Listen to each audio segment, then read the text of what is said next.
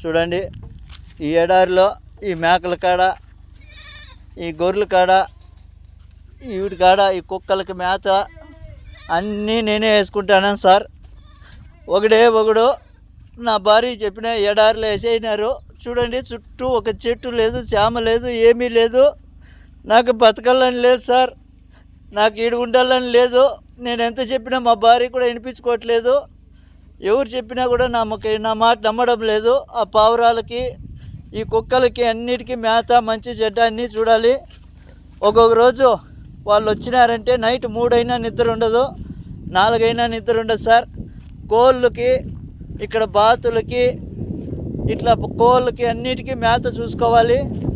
చెట్లు వచ్చేసి 2 కిలోమీటర్లు ఉన్నాయి సార్. ఆవిడికి నీళ్ళు ఎత్తుకుపోయి పోయాలా, క్యాన్లతో నీళ్లు మోసుకొని పోవాలా. ఈ జనరేటర్లు ఒకటంటే ఒకటి పని చేయడం లేదు. వాళ్ళకి చెప్తే వాళ్ళు కనీసం పట్టించుకోవడం లేదు.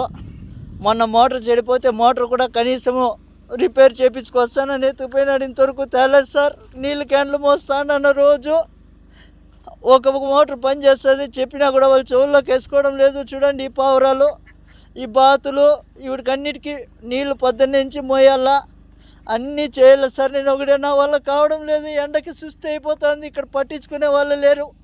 ఇప్పుడు ఆయన వచ్చి 3 రోజులు అవుతుంది సార్. కనీసం నువ్వు తిన్నావా, చచ్చినావా అని ఫోన్ కూడా చేయడం లేదు.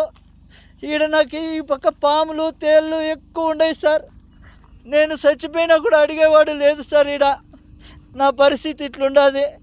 నాకు దయచేసి ఎవరైనా సాయం చేయండి సార్. ఈ ఎడారి నుంచి నన్ను బయట వేసేయండి, ఇంటికి వచ్చేస్తాను. ఈడున్నానంటే చచ్చిపోతాను సార్. ఇంక 2 రోజులు ఉంటే చచ్చిపోతాను. నా వల్ల కావడం లేదు సార్. చూడండి, చుట్టుకారము ఒక చెట్టు లేదు, చేమ లేదు, ఒక మనిషి మాట్లాడేవాడు కూడా లేడు సార్. ఈడ నాకు కనీసం మాట్లాడిచ్చేవాడు లేడు.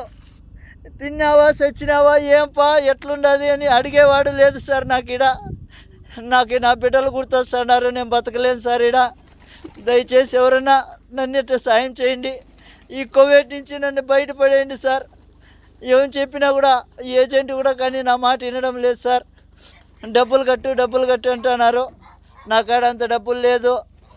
ఏం చేసేది సార్? నేను కూలి చేసుకుంటేనే పని జరుగుతుంది.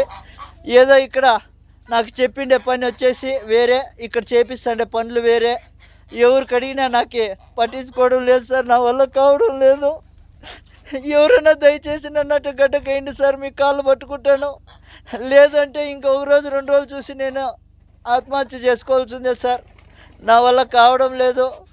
మీకు ఎవరికన్నా కానీ దయ ఉంటే నా పైన కొద్దిగా దయ చూపించండి. ఎందుకంటే ఇంటికి వచ్చి కూలో నాలో చేసుకునైనా బతుకుతా, కానీ ఇక్కడికైతే బతకలేను. నా వల్ల కావడం లేదు సార్. 10 నుంచి సాయంత్రం దాకా ఒకటే పని ఉంటుంది. నా వల్ల కావడం లేదు. కనీసం ఇక్కడ మాట్లాడిచ్చేవాడు కూడా లేడు సార్. నా కర్మ వద్దు. ఇక్కడ నేను ఎంత బాధపడతానంటే అంత బాధపడతాను. మా భార్యకి ఫోన్ చేసి చెప్తే, నాకా డబ్బు లేదబ్బా, నేనేం చేసేది, నేను ఎక్కడి నుంచి తీసుకురావాలి అందంటుంది.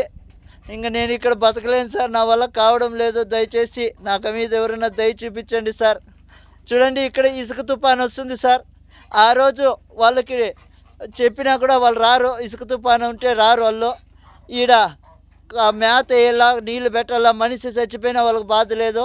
వీటన్నిటికీ మేత పెట్టాలా, నీళ్లు పెట్టాలి, అన్నీ చూసుకోవాలి సార్. కాబట్టి ఎవరైనా దయచేసి నా బాధ అర్థం చేసుకోండి.